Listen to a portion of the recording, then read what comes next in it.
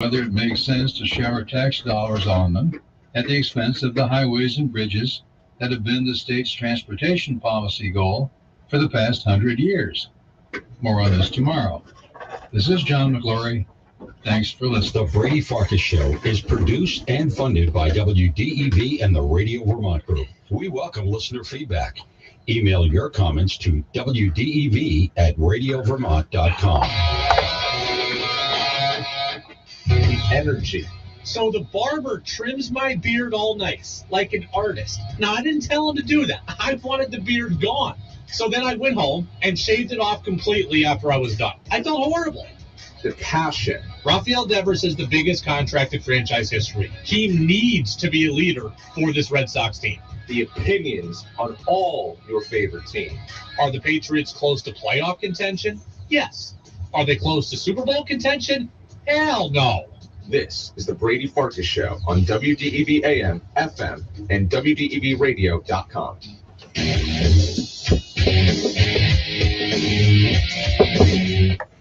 What's up, everybody? Happy Thursday. Happy NFL schedule release day.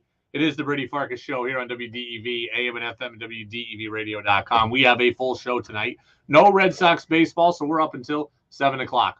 All 90 minutes were brought to you by Fecto Homes, and you can get on the text line at 802-585-3026. That's 802-585-3026. A ton to get to. Jazz with George Thomas comes up at 7. But before that, Mark Schofield, the NFL insider and Patriots expert at SB Nation, is going to be with us at about 6:10. What we're hearing about the Patriots schedule. I said I wasn't going to get excited about the schedule leaks, and here I am starting to get excited about schedule leaks before the schedule comes out officially in 2.5 hours or so. We'll talk Celtics, Sixers, history for Kenley Jansen, all of it coming up in the next 90 minutes. 3, 2, 1.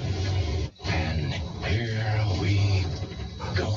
The opening thoughts on the Brady Farkas Show were brought to you by Sticks and Stuff and by Swanton Lumber, Vermont's most complete locally owned home center with locations in Enosburg, Derby, Middlesex, St. Albans, and at Swanton Lumber. They're online at sticksandstuff.com. I want to start the show doing something maybe I've never done before. I want to start with some clerical information and some numbers here because it will help give context to things that we have talked about over the last several weeks.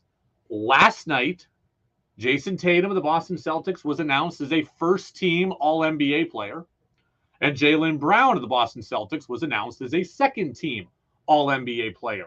What this means is that both of those players are eligible for what we call supermax contracts, and both of those players are only eligible for supermax contracts with the Boston Celtics.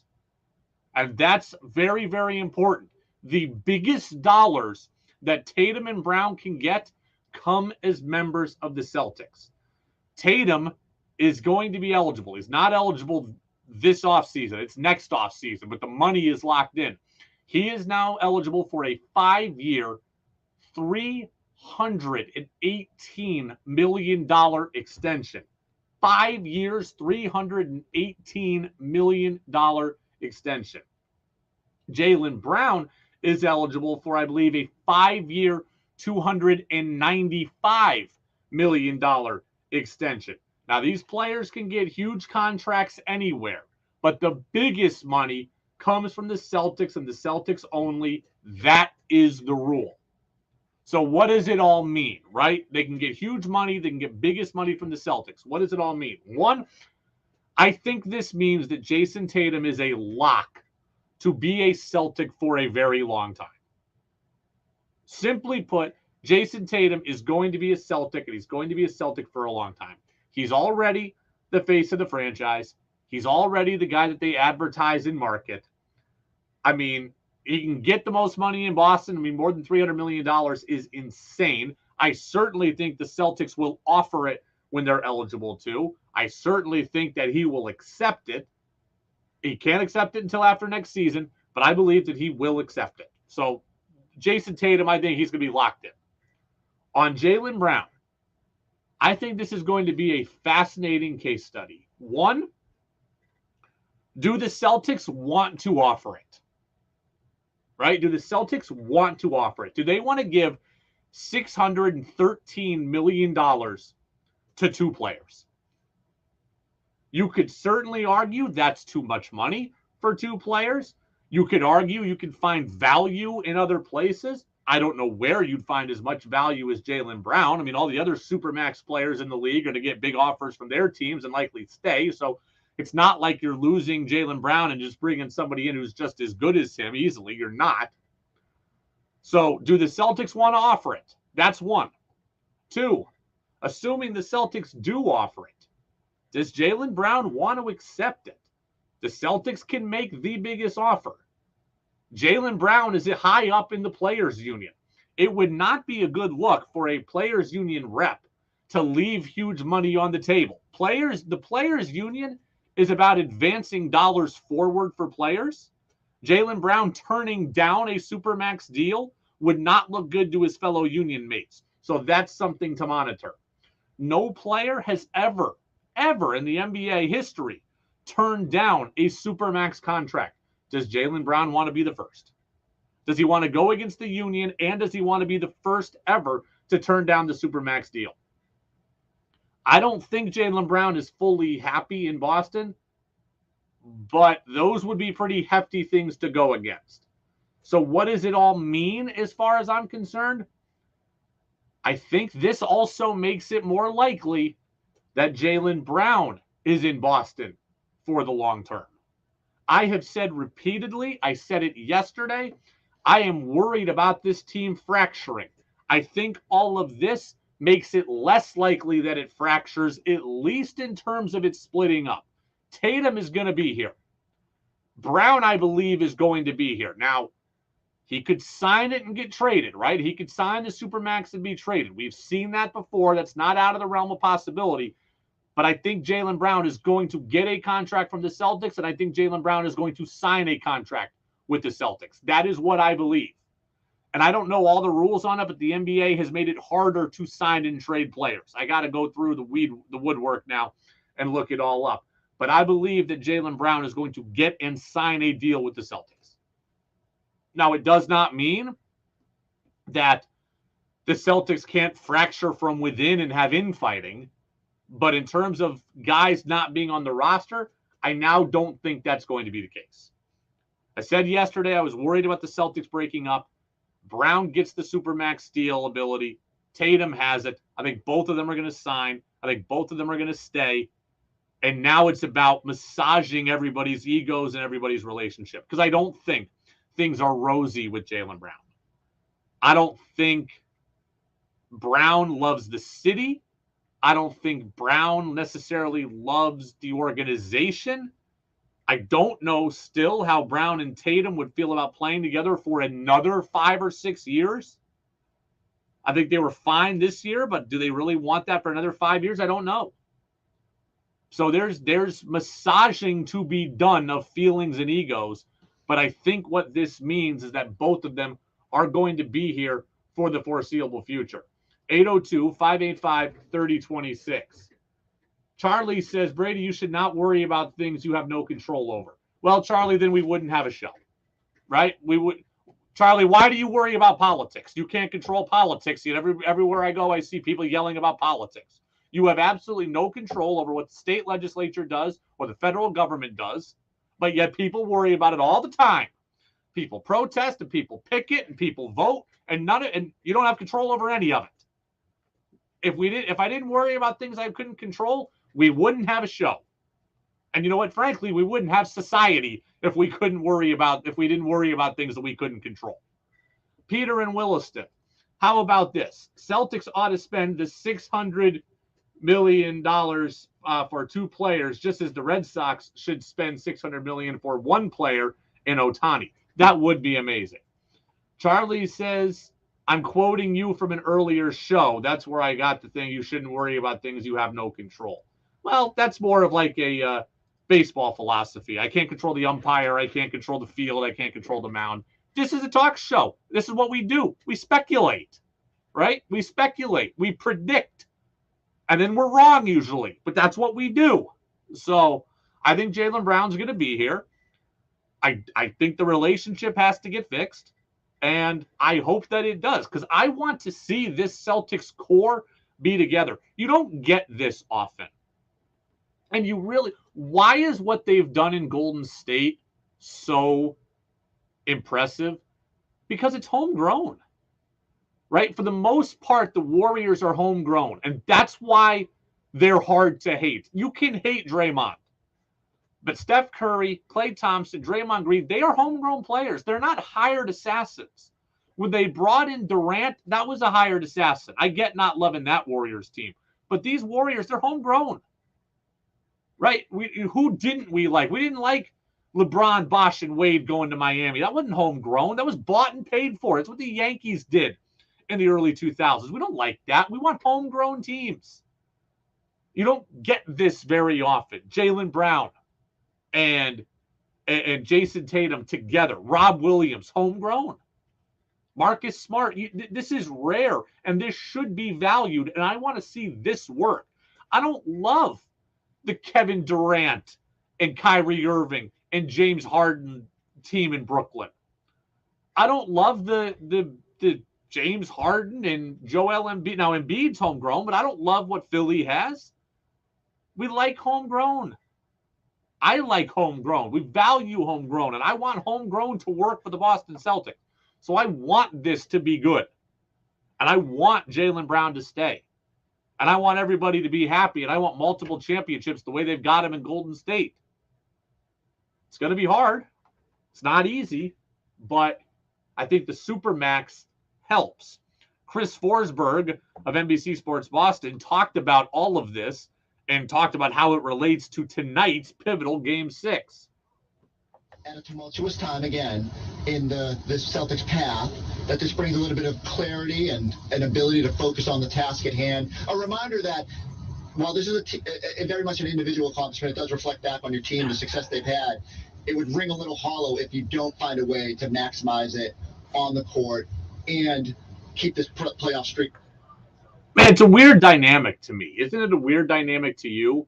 On one hand, I want to see Jason Tatum and Jaylen Brown come out tonight, aggressive, assertive. Hey, we want to prove that we're all NBA players. We're focused. We're locked in right from the tip-off.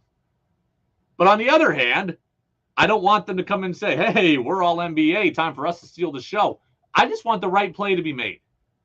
I want the right basketball play to be made. I want to see the Celtics play cohesive. I want to see them play loose, free, fast, in rhythm. I want guys taking wide open shots. I want Tatum and Brown creating for those wide open shots. And if at the end of the day, if they've got 45 and 45, then great. If at the end of the day, they've got 19 and 17 and Derek White gets 30, I don't care. I just want to see the Celtics win. Yesterday, I was so dejected. I thought the Celtics were going to wilt. I'm feeling a little more optimistic today. I still think they could wilt, but I'm feeling a little more optimistic. A little more optimistic. Text comes in, 802-585-3026. Which team has more pressure tonight, Philly or Boston? The answer is, I'm sorry, I don't want to straddle the fence here.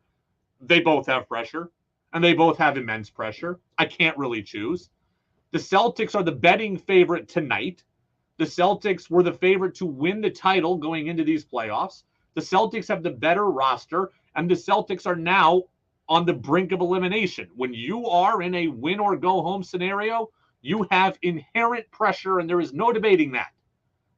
But on the other side, if you're Philly, you can't give up this advantage, man. You can't. You have the defending Eastern Conference champions on the ropes. You have a chance to get to the Eastern Conference Finals.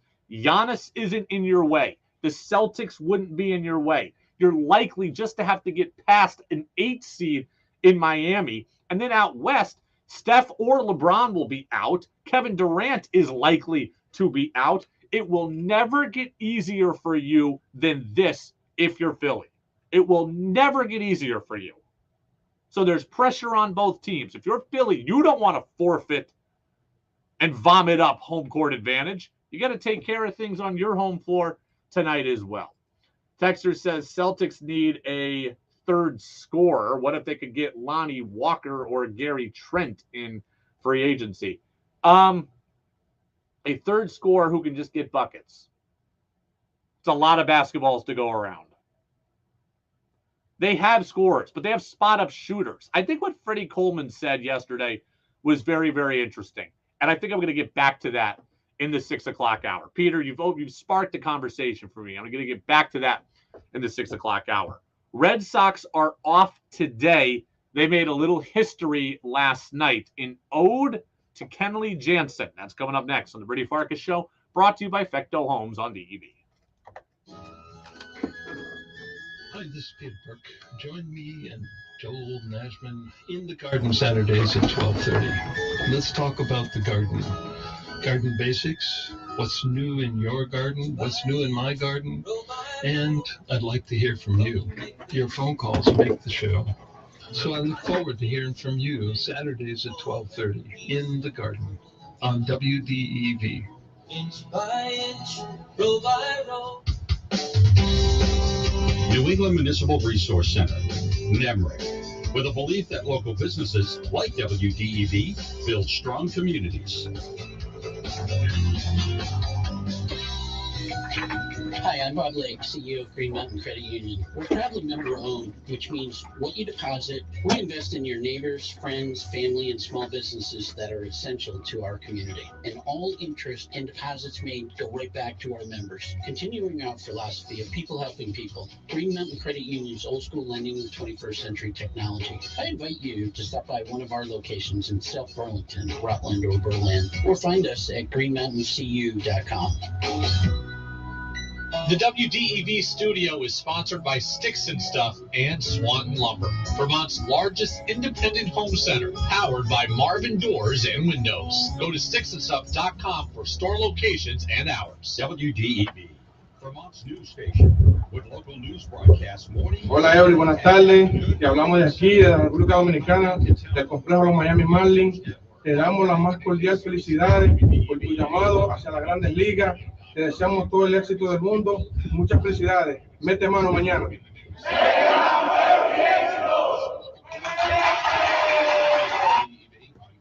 News from Vermont communities with our Talk with the Editors feature. Head over to Addison County and chat with John Flowers at the Addison Independent. Our current affairs program, Vermont Viewpoint. Kevin Ellis. We had a great time talking about the Affordable Heat Act. World and national news updates at the top and bottom of the hour from our partners at CBS. Is CBS News on and the hour. Breaking news. From the Radio Vermont Newsroom, WDEV, Vermont's news station, AM 550 and 96.1 FM, and streaming at WDEVradio.com. Want Brady to hear your opinion on the sports stories of the day? Text in at 802-585-3026.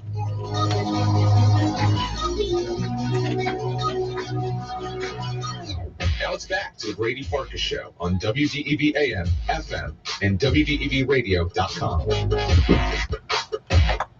Welcome back in, Brady Farkas Show right here on WDEV AM and FM and WDEVradio.com. You can get in on the text line 802-585-3026. Let's see. Peter and Williston sending more good texts. I'll get to that momentarily. But, want to congratulate Kenley Jansen last night for the Boston Red Sox. Became the 7th member of the 400 Save Club. 7th member of the 400 Save Club. It was a great win for the Red Sox. They beat the Braves last night by a score of 5-2. Here's how it sounded. Kenley Jansen striking out Travis d'Arnaud to reach the historic milestone.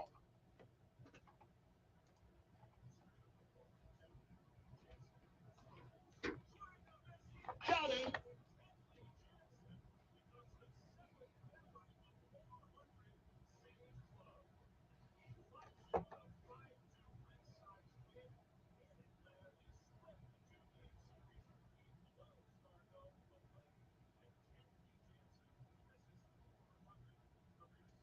400 career saves. And before I get to that, let me just talk on the micro level for a second. Kenley Jansen has been huge for this team. Chaim Bloom deserves credit for this. Bloom got bagged on all offseason, including by myself in certain spots, but he deserves credit for this. We knew that the bullpen was Swiss cheese last year, and Chaim Bloom went out and found a great way to shore it up. having Kenley Jansen has given Alex Cora a luxury at the back end of the bullpen, an ability to know that things are okay. Cora can do things early with the bullpen and be more aggressive in matchups, and he doesn't have to worry as much because he knows that Jansen is back there for the ninth. 9 saves this season. Jansen has been great. And, I mean, look, man, it was a lot of fun last night watching him. Kenley Jansen was throwing 99 miles an hour yesterday. 3-4 years ago, I thought Kenley Jansen was shot. He's given up. I mean, he's given up postseason home runs. He's throwing nothing but cutters. He's 91 to 92 miles an hour. He's getting hit. He's walking people. I thought Kenley Jansen was done, which is why I thought the Dodgers wanted to move on from him. He goes and gets 41 saves last year in Atlanta, and now he's throwing 99 miles an hour. He's still got the good cutter. It's the highest velocity of his career for his cutter, 99 on the fastball. Now he's got the little slider, the curveball that he wrinkled into d'Arnaud yesterday to strike him out. I'd never seen Jansen do that, until the last 3 years or so. He has adopted something new. He has adapted. He has changed. He has grown. And we always say that new dogs can't learn, or old dogs can't learn new tricks. Well, Kenley Jansen has, and he's been great. This team has needed him. This team needed bullpen help. They went out and they got Chris Martin. They got Joely Rodriguez. Rodriguez hasn't even pitched yet, but they got Jansen too, and it has been a major difference for this team. It's been a major difference for this team. And on a career level, what a career this is. I mean, this is a movie. And I don't mean to be over dramatic about it. This is a Hollywood script that Kenley Jansen is living right now. Look, listen to this. Kenley Jansen is from the tiny island of Curacao. Not many people get to the majors from Curacao. There are some, and there have been some that have been very good, but it's not many. Kenley Jansen was already up against it based on where he was from. Kenley Jansen started as a catcher. I watched a video today of Kenley Jansen playing in the 2009 World Baseball Classic, acting as a catcher for the Netherlands. So this wasn't like when we say, oh, Kenley Jansen started as a catcher. It wasn't like he was a catcher until he was 12. He was a catcher on the international stage. He was a catcher in 2009 WBC. He was a catcher into his 20s. And then he makes the switch over to pitching, and he becomes one of the best relievers in the history of the sport. This is a movie. This is a Sunday morning Hallmark Channel movie. This is a Disney movie. Like you can't write this script. To be from the tiny island of Curacao, to get off the island, to get to professional baseball, that's an incredible accomplishment enough. To be a catcher on the international stage in the biggest international tournament in the world, and then to turn it into a pitching career, which you're one of the best 7 closers in the history of the sport. You don't get that in a lot of things in life. It's a phenomenal story. It's a powerful story. And I thought Jansen's comments afterwards, I thought they were pretty powerful as well. He was talking to our buddy Tom Caron of Nesson after the game. That's Alex Cora. Here's Kenley. Yeah, my body's shaking right now, man. It's crazy. I never thought I could do this. I never thought, my dream would be as a pitcher in the big leagues, I always thought I wanted to make it as a catcher, and golly, great choice. I got to thank Deshaun Watson, Logan White, Charlie Huff, Rick Honeycutt, rest in peace, Kenny Howell. Good Lord, they made me, man. They made this person who he is today. And I love that, too. I've always told you that self-awareness is one of the qualities that I value most in people. It's one of the qualities I value most in athletes. I love people who recognize that they didn't do it alone. I love moments like that. Kenley Jansen gets on the mic, and the day is all about him, right? The interview is all about him. And the first thing he does is go and bring up names from probably 15 years ago, 12 years ago in the minor league system for the Dodgers and thank those guys. And it wasn't just one. It was 4 guys that Kenley Jansen named. I mean, that kind of self-awareness, that kind of humility, that resonates with me. I love that. I love people like that. I love players like that. Again, the moment was about him. TC said, how does it feel for you to accomplish this? He could have gone on a 5-minute diatribe about all he's been through. Instead, he went right to the source that made him a pitcher. I thought that was great.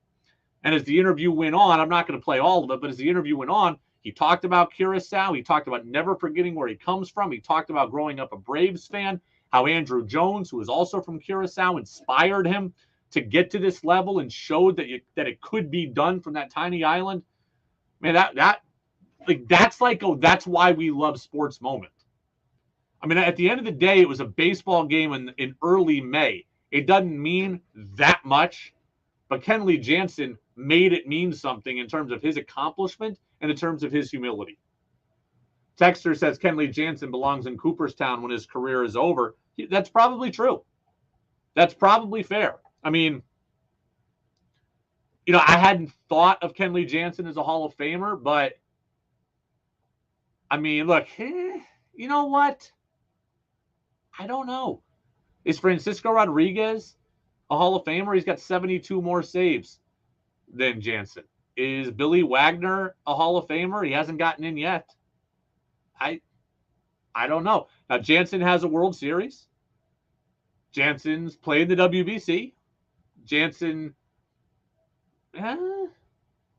maybe. I'm not ready to go all in on that yet. It is a thought, though.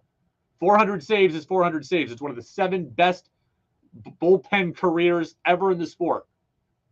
I don't know that I'm ready to say it's a Hall of Fame career just yet. We'll see. 400 saves, though, is very, very impressive. And as of now, throwing 99 miles an hour, certainly nothing is standing in his way from continuing on here and continuing on to be great. All right, let me get back to Peter and Williston real quick. By the way, that was a great win for the Red Sox. Okay, to split in Atlanta, the Braves are an excellent team. They're one of the best teams in baseball. They may have the deepest lineup in baseball. It's a good win for the Red Sox. Peter and Williston, I want to get back to you on the Celtics real quick. Talked about what the Celtics need. I think what the Celtics need is they need Robert Williams ultimately to be an offensive guy again. And I don't mean that Robert Williams needs to score 27 a game.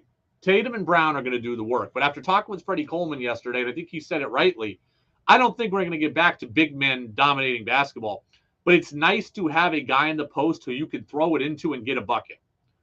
I need to know that Robert Williams can get me 14 a game, 15 a game, that he can be a guy that teams got to worry about down low, which opens my things up on the perimeter. Because if you become just a standstill jump shooting team or everything works through the jump shot, you can have cold nights like we saw from the Celtics in Game 5. I think they need a post presence.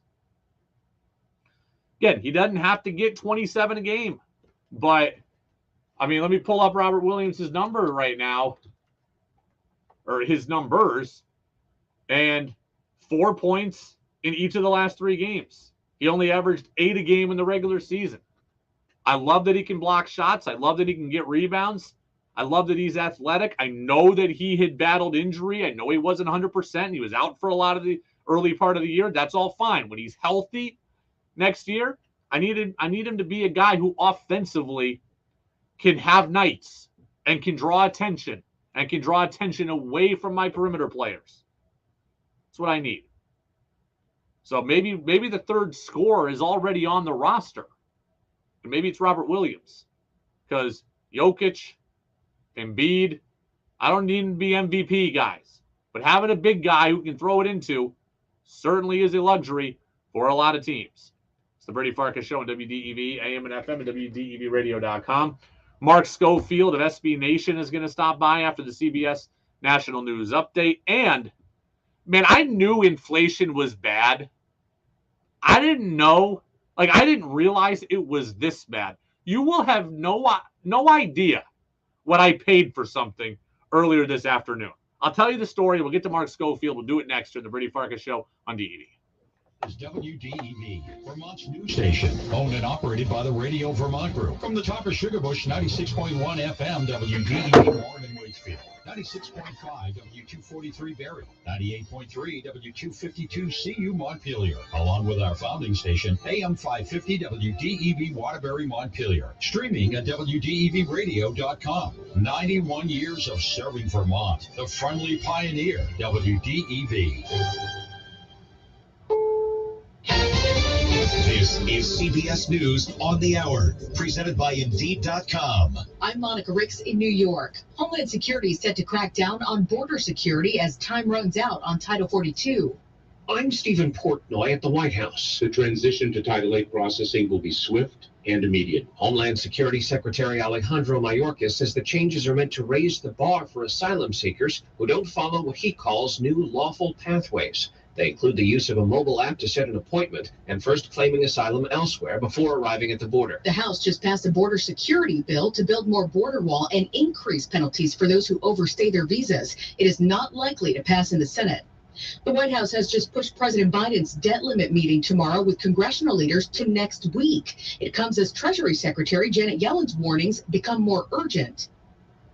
As we learned in 2011, just the serious threat of default can lead to a downgrade of our credit rating and a weakening of consumer confidence. She's at the G7 in Japan right now and says the U.S. and global economies will feel the consequences if Congress doesn't take action. Repairs to a bridge and tracks in western Pennsylvania could take weeks following another Norfolk Southern train derailment. No one was hurt there, and it wasn't carrying any hazardous materials, but it does come months after the company's derailment nearby in Ohio. Millions of Americans could lose insurance coverage for COVID treatments when a public health emergency expires today. Reporter Alexander Tin. Vaccines and treatments remain free for now out of the federal stockpile, though that is also expected to go to the regular market later this year. COVID itself hasn't disappeared. It is still killing about 1,000 people a week. An encouraging sign in the fight against pancreatic cancer. Researchers at Memorial Sloan Kettering Cancer Center in New York, working with scientists in Germany, created a vaccine that used mRNA designed to attack a patient's individual specific tumor. CBS's Christopher Cruz tells us this could cut the risk of the disease coming back in half. Elon Musk says he's picked a new CEO of Twitter and will officially step down soon. He didn't say who it would be, but we know she starts in about 6 weeks. Musk's announcement makes good on a promise he made back in December after polling users about whether or not he should leave. He plans to stay on as chief tech officer. The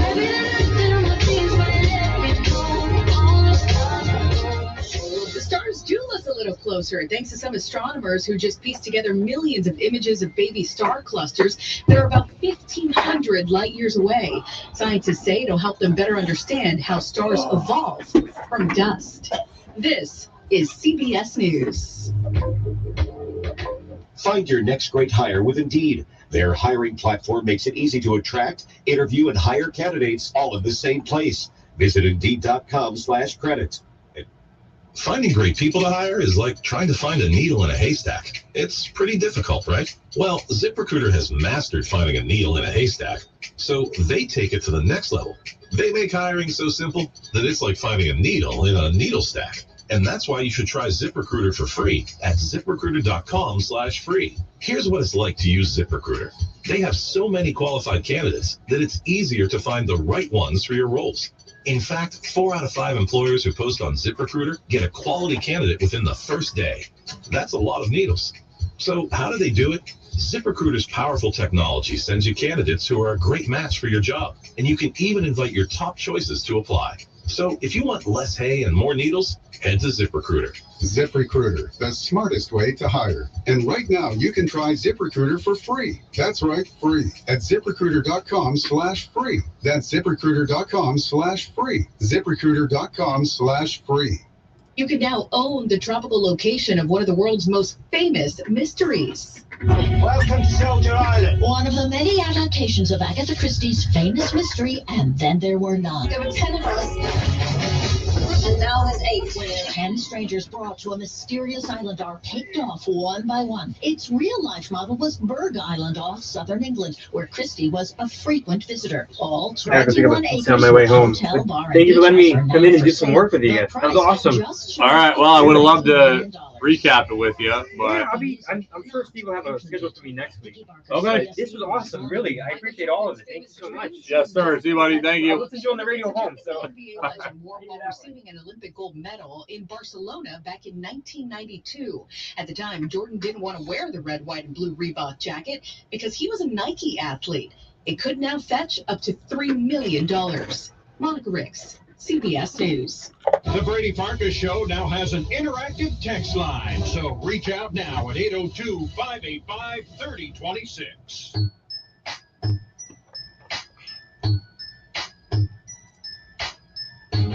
Now it's back to the Brady Farkas Show on WDEV AM, FM, and WDEVradio.com. Welcome back in, Brady Farkas Show right here on WDEV, AM and FM, and WDEVradio.com. Mark Schofield from SB Nation going to be with us here talking Patriots in about 5 minutes. But look, man, I got to tell you, I knew inflation was bad, right? Like, I've lived and breathed, like all of you have, for the last 2.5 years, right? Ever since COVID. I've been living and breathing the same air, the same place as you are.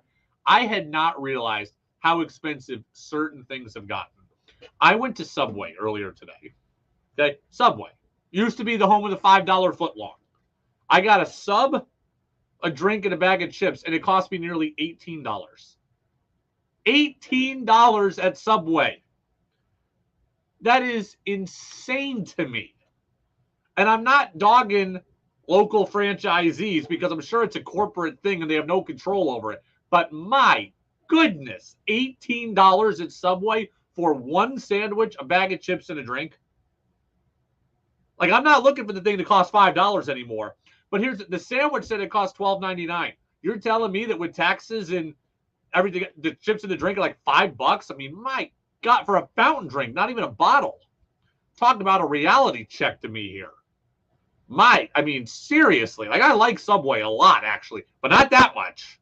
$18 for chips and drink and just because I was too lazy to make a sandwich for myself today. Absurd. I couldn't believe it. Texter says, go to a local place. Yeah. These places are staffed by local people and owned by local people as well. So off the soapbox, everybody. I like local places too, and I go to them also, and we got plenty of them here in Waterbury, and I go to all of them. Casey's Bagels and the Park Row Cafe. I go to all those places, and I enjoy them. But I'm allowed to go to Subway every once in a while too. It's okay. However, $18, I'm not a huge fan of that, that's for sure. So, wow. Catching up quickly on a couple of texts. Phil in Middlesex. Brady, welcome back. Thank you. I knew you would be way off on your Game 5 Celtics prediction. I had the Celtics losing in that game because they have no heart.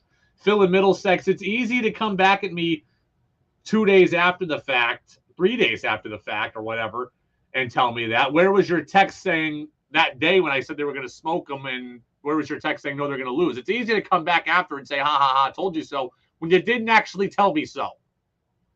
I did think the Celtics were going to win in Game 5. I did think they were going to win easily. Today, I have no idea. I could see the Celtics winning. I could see the Celtics getting smoked. I could see the Celtics getting down 8 in the first quarter, burying their head and getting walked all over. I could. I hope they don't. I hope they play hard. I hope that they come out and establish themselves early.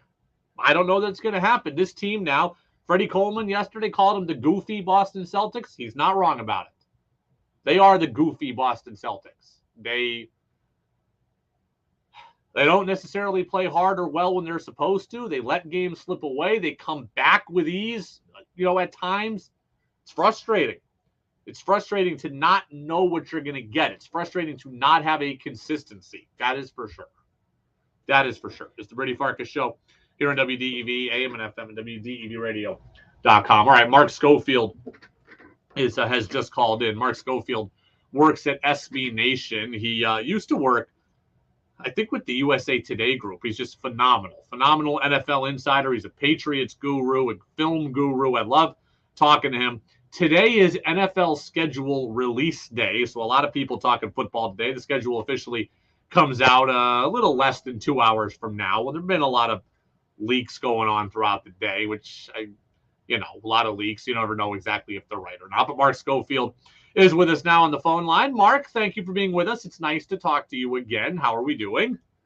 Well, Brady, happy schedule release day to you and yours. It is a fascinating time of year. As you said, leaks have been coming out all throughout the day. We saw, Aaron Rodgers on Monday Night Football to open up the season. We get Detroit and Kansas City to kick things off on the traditional Thursday night game for the defending Super Bowl champions. Haven't heard too much about New England yet, but we'll probably get some more leaks as we get closer to the actual release of the NFL schedule. But it's fun to think about the games we're going to see in the fall. It's fun to think about what the teams might look like. And Brady, as always, it is fun to be here with you. I'm not going to do the whole leak thing. I've done it in the past few years. Every time I do it, it ends up not being the case. What we do know is that the Patriots and Colts are going to play in Germany in Week 10. I don't know that the Germans are going to like us after that. That doesn't seem like a real appealing matchup on either side. Yeah, it's going to be an interesting matchup. Obviously, things can certainly change between now and what we're going to see from those two teams in November. But in all likelihood, you're going to have a rookie quarterback in Anthony Richardson with the Indianapolis Colts, who is a dynamic young talent, but who will still be a rookie quarterback. And we know traditionally what rookie quarterbacks have done against Bill Belichick. And it's not been great from the quarterback's perspective. Belichick has always been very good against rookie quarterbacks.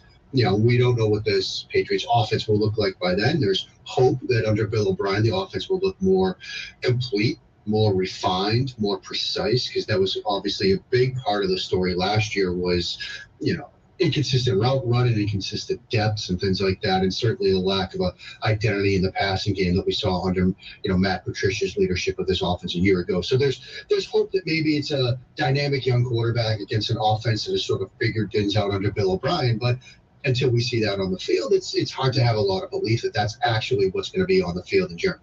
We talked about this a couple of days ago, and I've been waiting to ask you, all-encompassing, from how you feel about the roster to your relationship with Bill Belichick at this point. If you are Mac Jones, how do you feel today? It's tough because, bringing in Bill O'Brien, I think, was certainly a nod towards let's get the best version of Mac Jones we can get. We have to fix the offense. We have to get Mac Jones into a position where he's much more comfortable with the game plan, with the scripts, with the playbook, offense, with everything that's going on around him, because we know how important sort of consistency is for a young quarterback's development. And certainly Bill O'Brien said whatever you want about him from, say, a general manager perspective, right, and the DeAndre Hopkins trade and all of that and everything that happened down in Houston. But from an offensive coordinator standpoint, he's very good at his job. And so I think from that perspective, Jones is probably a little bit optimistic. I think, Brennan Juju-Smith-Schuster, I think, is a nice addition. Mike Gesicki, I think they're going to find a role for him. So they've done some things that will certainly make this offense perhaps better. But I think when you then take a step, Brady, and look around the AFC writ large, it's a very tough conference. I mean, just in the AFC East alone, you have Miami and Buffalo, two playoff teams from a year ago. You have the Jets, a team that just missed out on the playoffs. Now they add Aaron Rodgers. I mean, just in the AFC East, it's going to be tough. We're talking about, the schedule release and all of that, but you look at this schedule on paper, there are going to be a lot of tough games next year. And then when you sort of expand it out and look at, the rest of the conference, the talent, the quarterback talent in the AFC, they've maybe made some improvements, but I think the bigger question is, are those improvements going to be enough for Mac Jones and this offense to get to where they want to go and for this team to get to where they want to go because of the depth, because of the talent, because of all the good teams they were to face both in the division and in the conference. Mark Schofield, SB Nation, with us here on the Brady Farkas Show on WDEV, AM and FM, and WDEVradio.com. We've talked a lot post-draft about, it's pretty clear, the pressure is on Bill O'Brien, right? The team went out and drafted a whole bunch of defense. They said, we're not going to give you talent upgrades. We're going to give you a coaching upgrade, and that's what you're going to get. I think the pressure is also on Tyquan Thornton, though. This is a guy we've kind of forgotten about because he was injured last year, and he's not as big a name right now as Parker and Smith-Schuster, et cetera, and Kendrick Bourne. But they drafted him in the second round last year. They did not draft a receiver highly this year. Are they counting on, or how much are they counting on Thornton to take a jump and be a part of this thing? I mean, Brady, I think they're counting on him in a big way. I mean, I know one of the sort of sticking points that people had with the offense last year was from a personnel usage standpoint. Obviously, Thornton had an injury at the start of the year that sort of held him back a little bit, but both between him and Bourne, people wanted those two to be featured more, particularly the downfield passing game. And I think there's an expectation in New England that, you know, when you look at this receiver draft class, there are a lot of receivers that, while talented, were perhaps more your slot types. When you look at this roster right now, you bring in Juju Smith-Schuster, you bring in Mike Gesicki. Those are two players that are probably going to be featured almost exclusively out of the slot. And you're looking at Thornton and maybe Bourne and certainly Parker with what he's done to be your boundary types. And I think there's a hope that Thornton's going to take a step forward. He's going to have not just the speed that we saw both in college and, you know, last year when he was able to see the field and certainly in training camp, but, you know, more of a complete route tree, more that he can offer than just sort of taking the top off the defense. If they get that, that's going to be huge for this offense because it starts to free up space on the field for a Juju Smith-Schuster, for Mike Gesicki, for Bourne if he's on the field at the same time, and certainly Parker. And so I think there's an expectation that, look, we drafted you in the second round. We're a believer in your talent. You know, there was a lot said and written when they made that pick. I mean, some of the receivers that were still on the board, but Patriots have often gone in a different direction when they're drafting wide receivers. And I think they're putting a lot of expectations on his shoulders that we're going to need you to step up in a big way. I think he can do it. He's extremely talented. And, you know, I saw a lot of him both in college and last year before the injury in training camp that made me think that he could be that player for them. But we'll need to see it now here in year two. You know, I wanted the Patriots to draft offense earlier. I was fine with the pick of Christian Gonzalez in the first round. I wanted offense, though, in the first 3 rounds. But that said, I will juxtapose it to this idea. I am happy the Patriots made an investment in defense because what I didn't want to see them do was just look at their last year's numbers and say, okay, we're good defensively. Like, defense in the NFL is kind of like bullpens in Major League Baseball. It's very, very volatile year to year. Last year, the Patriots defense was good, but it relied a lot on turnovers and scoring its own points, which is not something you can count on to happen again this year. So I like that they went out and at least invested in the defense and said, okay, we need to get better. We can't just rely on what we did a year ago because it's not necessarily predictive. Yeah, I think that's a great point, Brady. I mean, you know, turnovers, defensive scores, like they're noisy. You know, sometimes you get them, sometimes you don't. There's sometimes some luck involved. Now, you can certainly create some opportunity with adding talented players that have a nose for the football that can, you know, with Keon White that can get after the quarterback, and certainly the Christian Gonzalez pick, probably one of my favorites in the entire draft. I mean, we talk about a player like Gonzalez who, you know, watching him at Oregon this past year just screams Bill Belichick cornerback, and then to see him end up in New England, I think it's a fantastic pairing of talent, of prospect, and of defensive scheme and coaching. And I will say that, you know, my colleagues at SB Nation on, you know, the Thursday night of the draft saw me live through it live as I saw Gonzalez falling down the board, then see the Patriots trade out, and, you know, I certainly lost my mind when they did because well, the Steelers were coming up for offensive line. That's what everybody had been told, that they needed offensive line help. You know, Washington sitting there at 16. Everybody I talked to, I'm in the D.C. area, everybody I talked to in that organization said, yeah, they're drafting a corner at 16.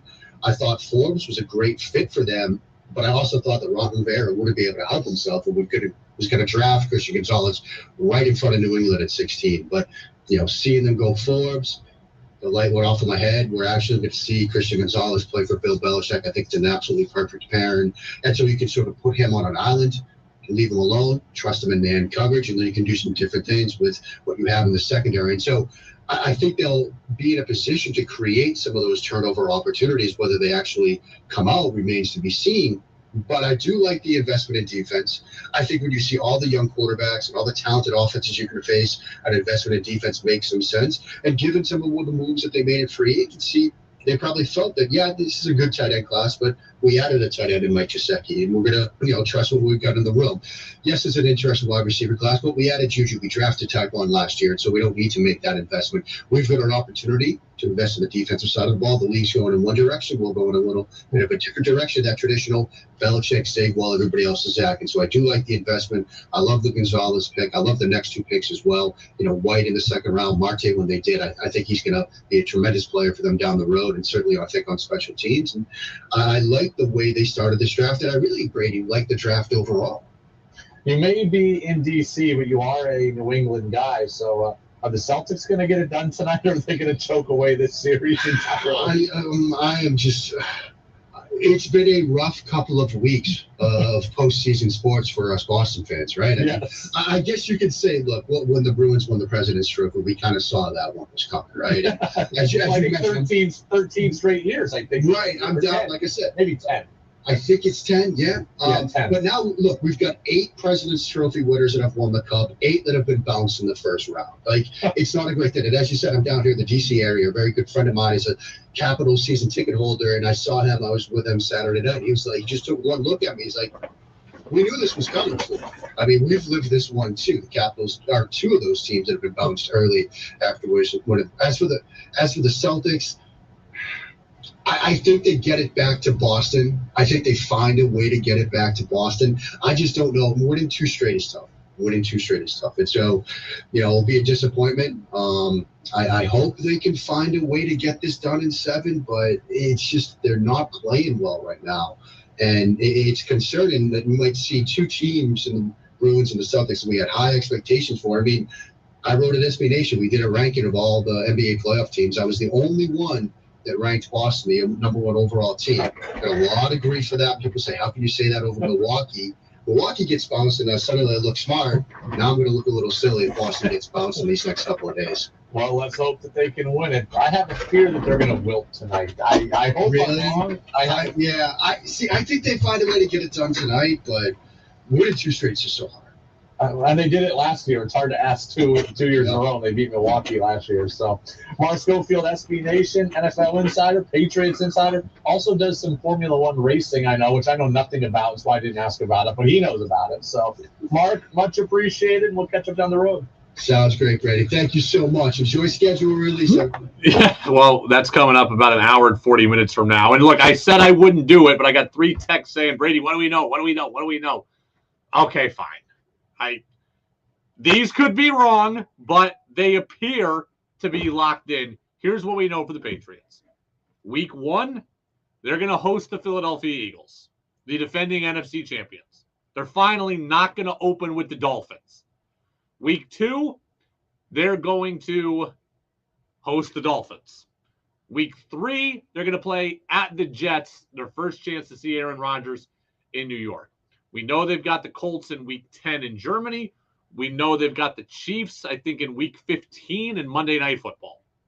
That's where we're at right now with Patriots schedule leaks. I think they've got the Giants in Week 12 as well. Yes, they got the Giants in Week 12. That game's going to be at the Giants, so Mac Jones and Daniel Jones.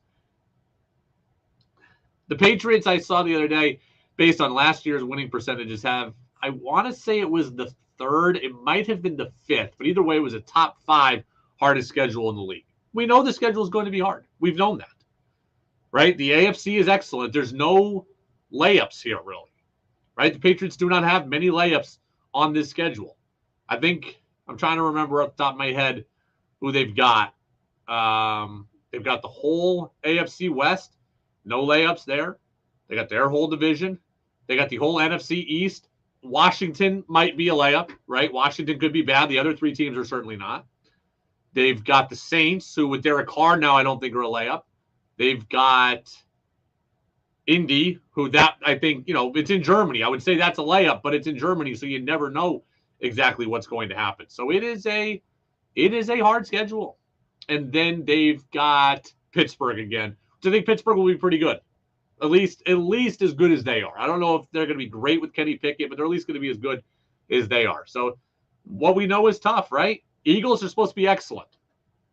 That defensive front, that offensive dynamicism, if that's a word, with Jalen Hurts, that's a really good team coming in Week 1. Dolphins, this is a Sunday night game for the Patriots. I didn't realize that until just now. Sunday night football against the Dolphins. So it's 2 home games in a row. Go to the Jets for your first road game. This is hard.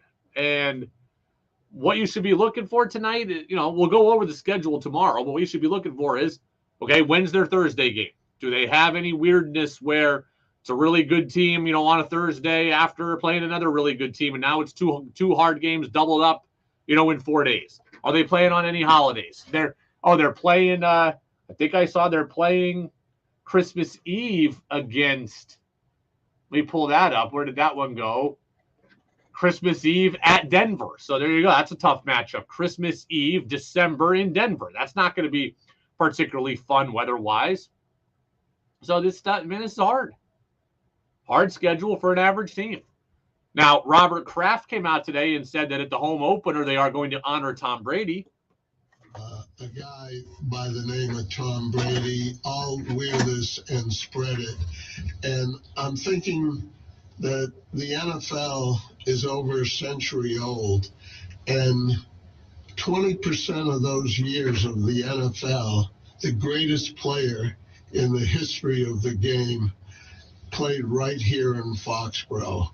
And I'm happy to tell you and your audience that I invited him back to come here and be with us at the opening game and let the fans in New England thank him for the great service he gave us for over 20 years. And it'll be the beginning of many celebrations to honor Tom Brady and say thank you for what he did for us those 20 years playing for the New England Patriots. I would love to know what the tickets are going to cost to that. I don't think it's going to cost as much as when Brady came back with Tampa, and it won't cost as much as when Brady eventually goes into the Patriots Hall of Fame. But that's going to be an expensive ticket to get. The first chance to say thank you to Tom Brady. And I don't know what they'll do for him, right? There's going to be multiple Brady ceremonies, right? There's probably going to be at least 3 of them. There's going to be opening week this year against Philly, where I imagine it's video tribute, wave at the crowd. I imagine it's not that serious. But then it's going to be jersey retirement. Then it's going to be Hall of Fame induction. Maybe they'll retire his jersey week one. No, they have a rule about retiring jerseys. You have to be retired a certain amount of time. No, they have a certain amount of time before you can go to the Patriots Hall of Fame. Maybe they'll retire his jersey week one. I don't know, but it's going to be an expensive ticket. It's going to be an expensive ticket. It's the Brady Farkas Show, brought to you by Fecto Homes here on WDEV, AM and FM, and WDEVradio.com. If you're Joe Mazzulla, what's the pregame speech like tonight? You're walking on the floor in Philly. Warm-ups are going to start soon. Tip-off is just over an hour from now. If you're Joe Mazzulla, what are you saying to the crew? We'll talk about it next here on the Brady Farkas Show on DEV.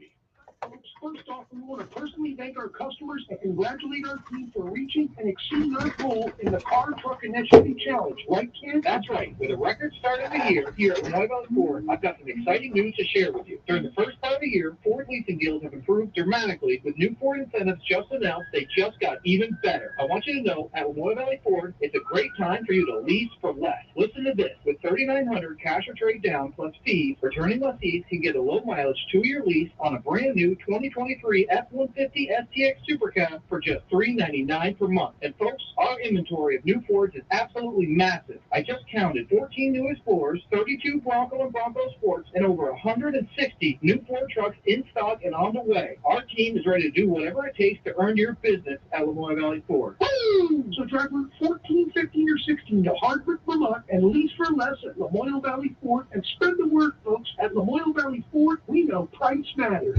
Marvin windows are designed for unprecedented performance and exceptional aesthetics. Marvin's expansive window portfolio has every style you can imagine, all of them crafted with the highest quality material and the ability to mix and match across product lines that allows you to achieve the right form and function for your residential, commercial, and replacement needs. See our Marvin specialist at Sticks and Stuff and Swanton Lumber in Middlesex, St. Albans, Enosburg, Swanton, and Derby, or online at sticksandstuff.com.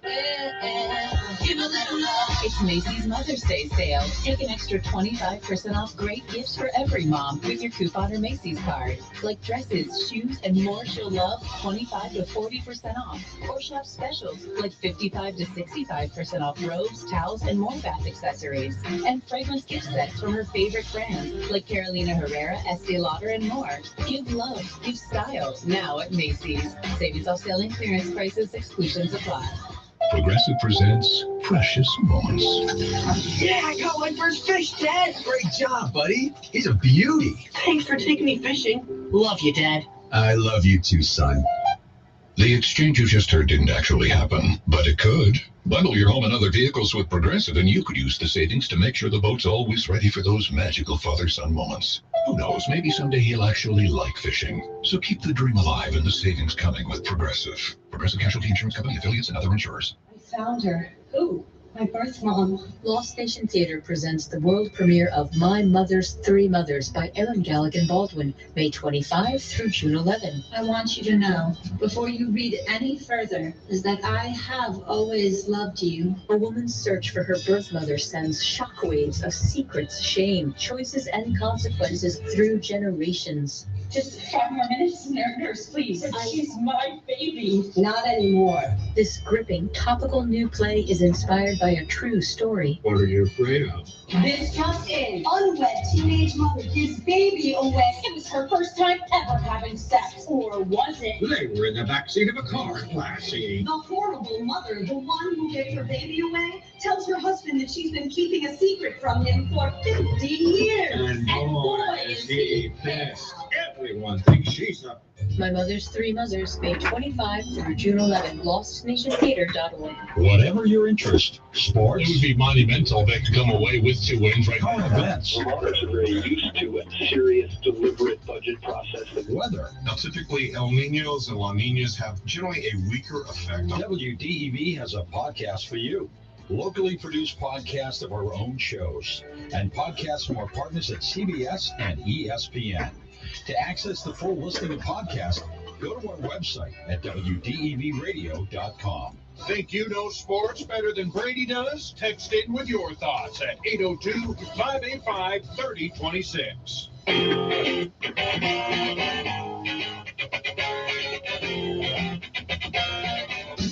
Now it's back to the Brady Farkas Show on WDEV AM, FM, and WDEVradio.com. Welcome back in, Brady Farkas Show right here on WDEV, AM and FM, and WDEVradio.com. We're brought to you by Fecto Homes. We're about an hour away from tip-off. Celtics and 76ers, Eastern Conference playoffs. C's trying to keep their season alive. Here's my question to you. If you're Joe Mazzulla, you're in the locker room right now, what are you saying? What do you do? What do you say? What do you do? Mazzulla was asked that very same question at media availability yesterday, and he said this.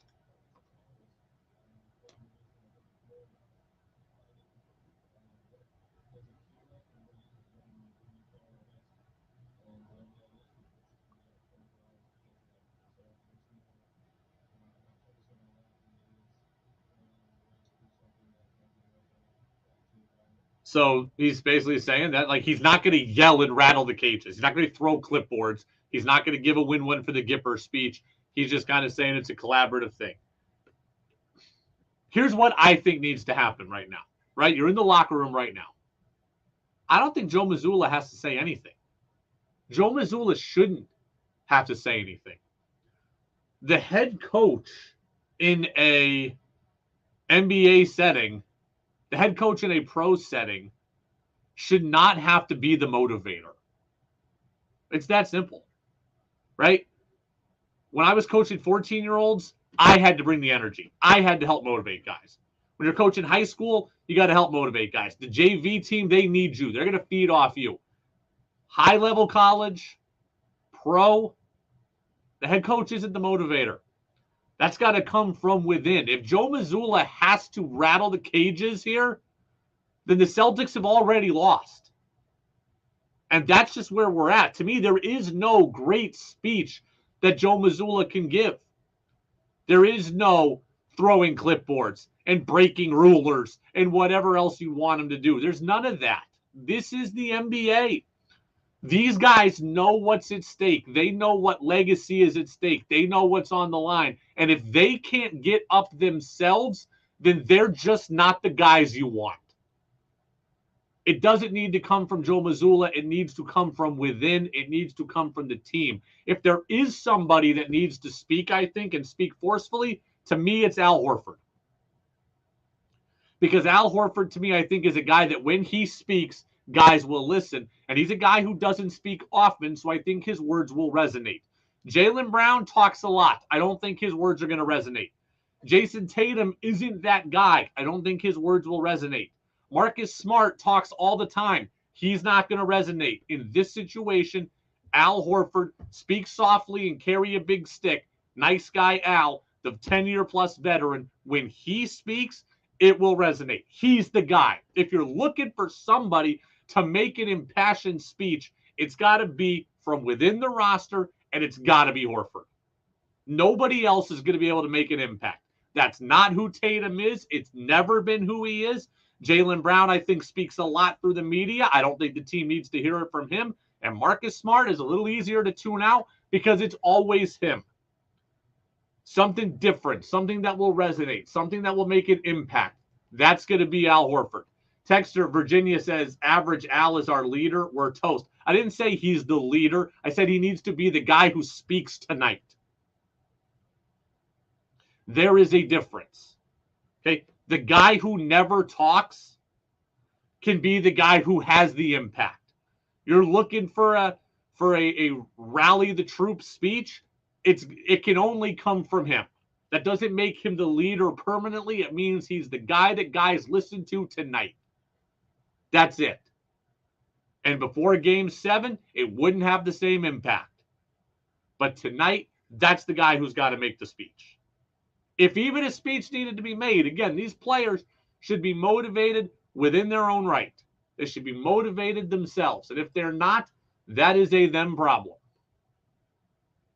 802-585-3026. Saw this interesting as well today on ESPN. We know that Jaylen Brown, Jason Tatum were given the All-NBA designations. With that, they have the ability to get Supermax contracts. I would imagine they are likely to sign those Supermax contracts. So assuming Jaylen Brown is going to be around in Boston, Chris Canty of ESPN says the Celtics should choose Jaylen Brown over Joe Mazzulla if that's what it comes to. Whether he does it, you have another year with Jaylen Brown, and it's up to you this summer to prove that the organization is committed to him being one of the faces of the franchise. And if that means that Jaylen Brown is uncomfortable with what happened this year and what Joe Mazzulla has done specifically in these playoffs, then you got to eat the contract extension and move off of Joe Mazzulla. I don't even think that's a debate. Okay. One, if I was forced to choose between the player and the coach, I would choose the player. I would. If I was forced to choose between the player and the coach in this situation, I choose the player. Joe Mazzulla is not Phil Jackson. Joe Mazzulla is not, Red Auerbach. Joe Mazzulla is a guy who's got 1 year of coaching experience. So if I was absolutely forced to take the player or the coach, I would take the player. That said, I would hope that it never came to that. I would hope that it never came to that. Joe Mazzulla has done a good job this season. I understand you think he's in over his head. I understand he might not win the title. I understand that's disappointing. Understand that Joe Mazzulla also didn't ask for this. He didn't ask to be a 34-year-old head coach who gets thrust into the job 1 week before the season, right? He didn't ask for that. He didn't go and demand a contract extension either. He didn't ask for Ime Udoka to deal in impropriety. He didn't ask for Ime Udoka to get suspended and subsequently fired. He didn't ask for any of this. So, don't blame Joe Mazzulla necessarily for putting himself in a situation he didn't ask to be put in. I think he's done an admirable job given the situation. He certainly did a great job through the regular season mostly.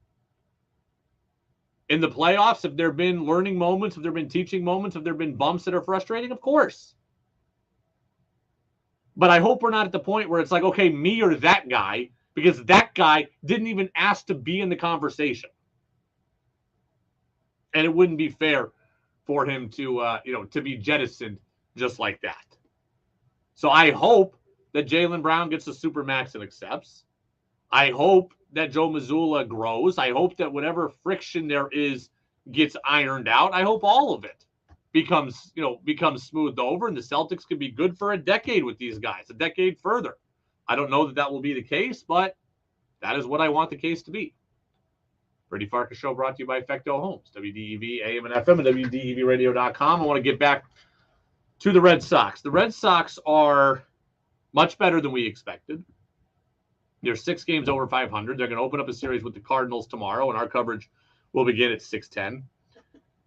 Red Sox are in an interesting and unique position.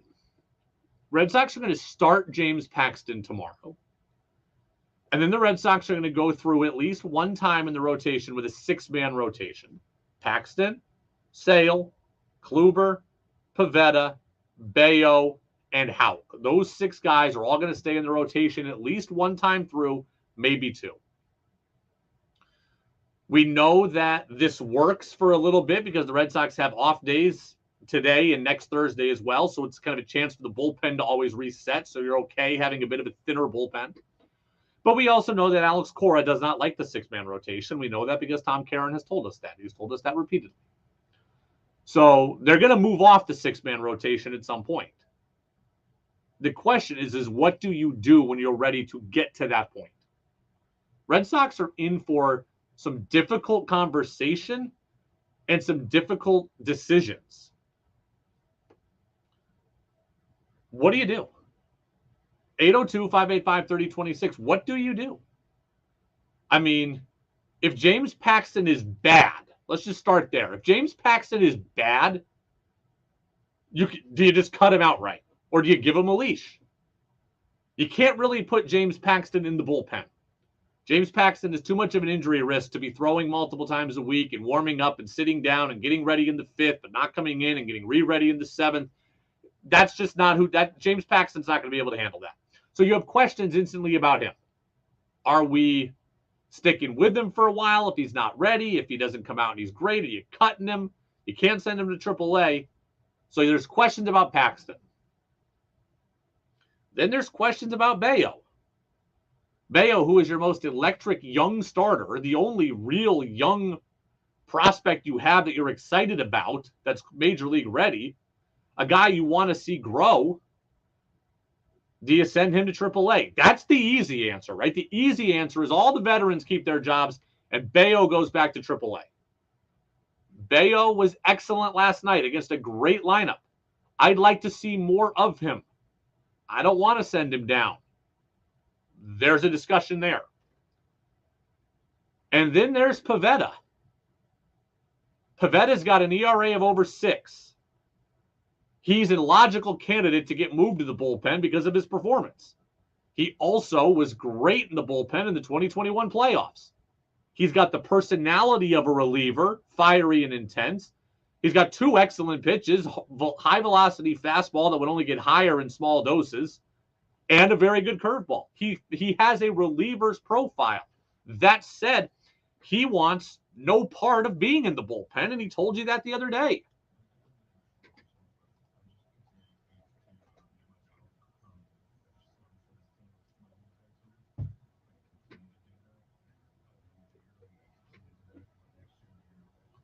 I mean, look, I've been a starter. I want to stay a starter. I'm going to be a starter. He doesn't want to go there. So, look, the path of least resistance is sending Bayo back down. It's a guy that I would love to see more of. The path of what might be best for the team is Pivetta going to the pen, but he doesn't want to go there. You risk team chemistry. You risk somebody who's disgruntled. And I get why Pivetta wants to hold on to his rotation. There's a status that comes with being a starter. And Nick Pivetta is going to be a free agent after next year. He wants to get paid like a starter. He doesn't want to get demoted here, on the eves of free agency for him.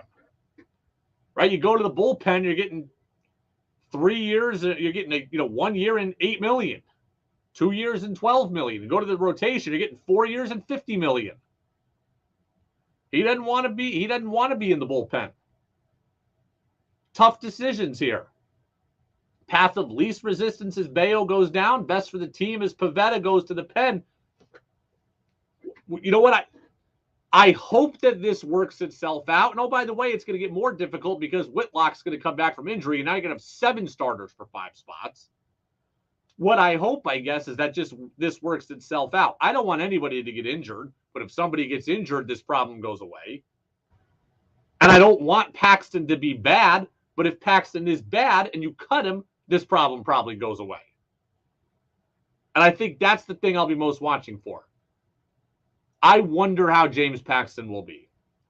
I do not think that James Paxton is going to be the impact arm that people are hoping. I hope I'm wrong. I could be wrong, but I fear that I'm not. I've watched James Paxton pitch a lot, right? He was a Mariner for a bunch of years, threw a no-hitter. He was excellent. Him and Felix Hernandez made a great 1-2 at the top of the rotation. I was devastated when they traded him to the Yankees. James Paxton now is in his mid-30s, hasn't really pitched since 2019. I mean, we're talking about really 4 years off, essentially, for James Paxton. I don't know that he's going to come out and be very good, and this team is fighting for the playoffs. If this was just about, hey, we need innings eaters out there when we go 70 and 92, then I wouldn't care. But the Red Sox are in this thing. They can't afford to give a guy who doesn't have it a bunch of chances to find it. Paxton is a guy, look, he's thrown 21 innings in the last 3 years. He threw 20 innings in the COVID season 2020, got hurt. He threw 1 1/3 inning in 2021, got Tommy John surgery, missed the whole season, missed most of 2022, hurt himself rehabbing in 2022 from Tommy John surgery, out with the groin strain early this year from spring training. I don't trust that he'll be healthy and effective. Maybe that will solve all the problems. But if Paxton is good, you're going to have some difficult conversations. No doubt about it. It's the Brady Farkas Show here on DEV, and we're brought to you by Fecto Homes.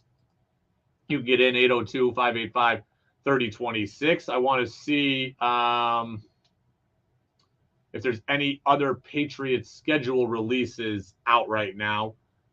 No, not at this point. We don't have anything just yet. I'll check one other source here that may have something updated. Week 4, Patriots in Dallas. Okay, so, all right. Now we're getting some more things here. All right, I mean, look, here's what we know, or what we think we know. Week 1, Patriots home against Philly. Week 2, Patriots home against Miami. Week 3, Patriots at the Jets. Week 4, Patriots at Dallas. Week 7, Patriots hosting the Bills. Week 10, Patriots in Germany against the Colts. Week 15, Patriots hosting the Chiefs on Monday night. Week 16, Christmas Eve, Patriots at the Broncos. Week 17, Patriots at Buffalo. So they're not going to end the season with Buffalo like they have in Week 18 the last couple of years, but they're going to get them again late in the season, and again they're going to get them late in the season on the road. That's what we know right now. That is what we think. It is the Brady Farkas Show, DEV. Again, the text line is open, 802-585-3026. Final Celtics thoughts when we come back and wrap it up next. Own land with a single or double wide home? Visit Fecto Homes, where they can guarantee you top dollar for your existing mobile home, regardless of the year. They offer many finance options with competitive rates and down payment assistance exclusively for mobile homes. Fecto Homes has several models for sale off the lot or customize and order your own. Make the most of your time and money. Visit them today at 350 River Street, Route 302 in Montpelier, or online at fectohomes.com. In business, everything your employees do impacts your brand, including what they wear. Cintas has high-performance workplace apparel for almost every job imaginable. From work shirts and pants to polos and khakis, Oxfords or T-shirts, these clothes move, breathe, and look great. Your team gets the styles they like, you convey the image you want. And Cintas service includes weekly laundry and delivery. To learn more, visit Cintas.com. Oh, I'm ready! And get ready for the workday. Whether you own a local business or a global one, you know that these days, generating growth is a challenge. By teaming with Bank of America, you'll not just stay ahead of the curve, you'll move it. With access to experts, award-winning insights, and business solutions so powerful, you'll make every move matter, locally and globally. Visit bankofamerica.com/banking for business to learn more. What would you like the power to do?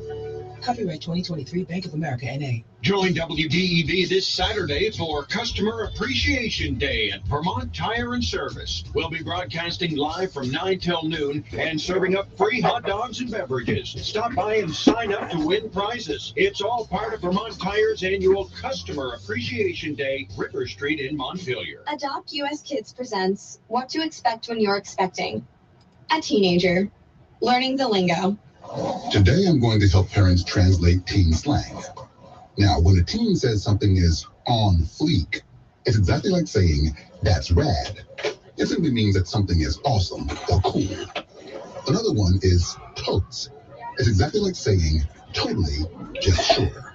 As in, I totes love going to the mall, Becca. Another word you might hear is jelly. Jelly is a shorter, better way to say jealous. As in, Chloe, I am like so jelly of your unicorn phone case. You don't have to speak teen to be a perfect parent. Thousands of teens in foster care will think you're, rad, just the same.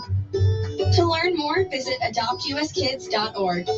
A public service announcement brought to you by the U.S. Department of Health and Human Services, Adopt U.S. Kids, and the Ad Council. When you want your paving project done right, go with Green Mountain Paving in East Barre. This father-son duo has over 80 years of combined experience, specializing in driveways, parking lots, and roads. Improve the curb appeal of your home or business with a clean look of asphalt from Green Mountain Paving. The summer schedule is filling up quickly. Contact Green Mountain Paving today. Green Mountain Paving, celebrating 50 years, online at greenmountainpavingvt.com. Hi folks, this is Peter Burke. Join Joel Nashman in the Garden, Saturdays at 12:30. Don't try to do it alone in your garden. Call in with questions, for advice, or just to share your successes in the garden. Brought to you in part by The Willie's Store, family owned since 1900 in Greensboro. Polly Construction, Gregory Drive, South Burlington. One call does it all. And your locally owned Montpelier Agway, East Montpelier Road. Your chance to be part of the show is on the text line at 802-585-3026. Now it's back to the Brady Farkas Show on WDEV AM, FM, and WDEVradio.com. Yeah.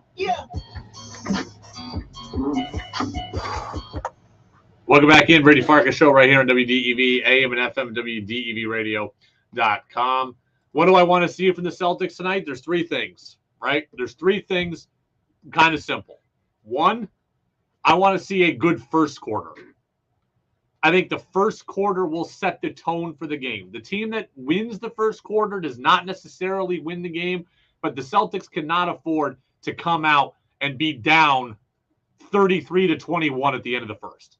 They can't afford to get down 19-6 in the blink of an eye. A good first quarter will go a long way towards getting confidence, quelling doubt, all of the above. Jason Tatum's missed 14 consecutive shots in the first quarter. He can't do that. A good first quarter will set the tone that at least we're in for a game and not a Celtics lie-down performance.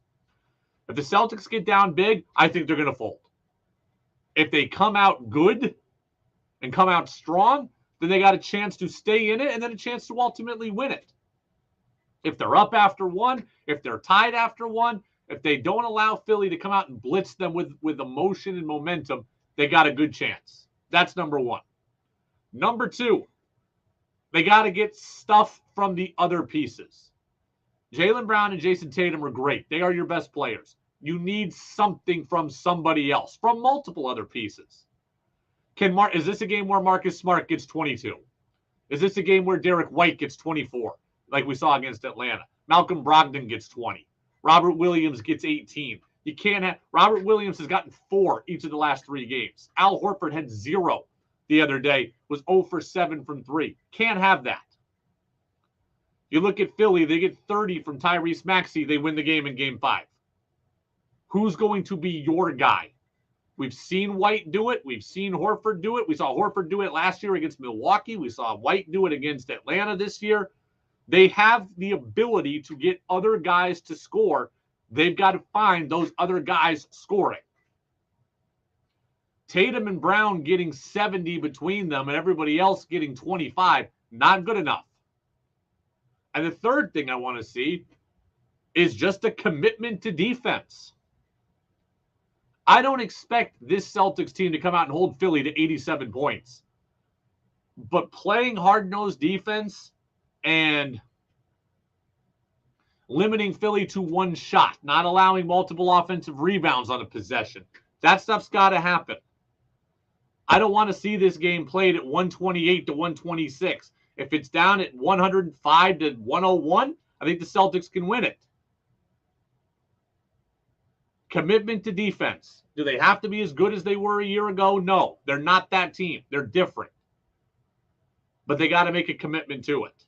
They can't just think, oh, we'll give up 120, but we'll score 125. Not today.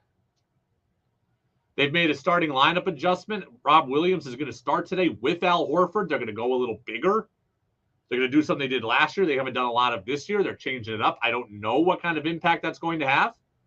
Imagine PJ Tucker is going to get some looks out of that, with somebody who's bigger and doesn't want to travel, being on him. But so I think Tucker's going to get some looks. Hopefully he will miss them. He only had 3 points the other day. Sixers crowd's going to be fired up. Withstand the first bit of emotion. Good chance to win. Have a good first quarter. The Celtics are the better team. The Celtics should win this game. They are favored in Vegas on the road by 2.5 points. All week, or all 2 days here, I have feared the Celtics would wilt. I am starting to talk myself into the Celtics winning. I will come out and say the Celtics win. I do think if they get down big early, they're gonna wilt. But I've talked myself up enough here in these 90 minutes to think that they can pull this out. They're a good road team. They don't defend home court well. The back's against the wall.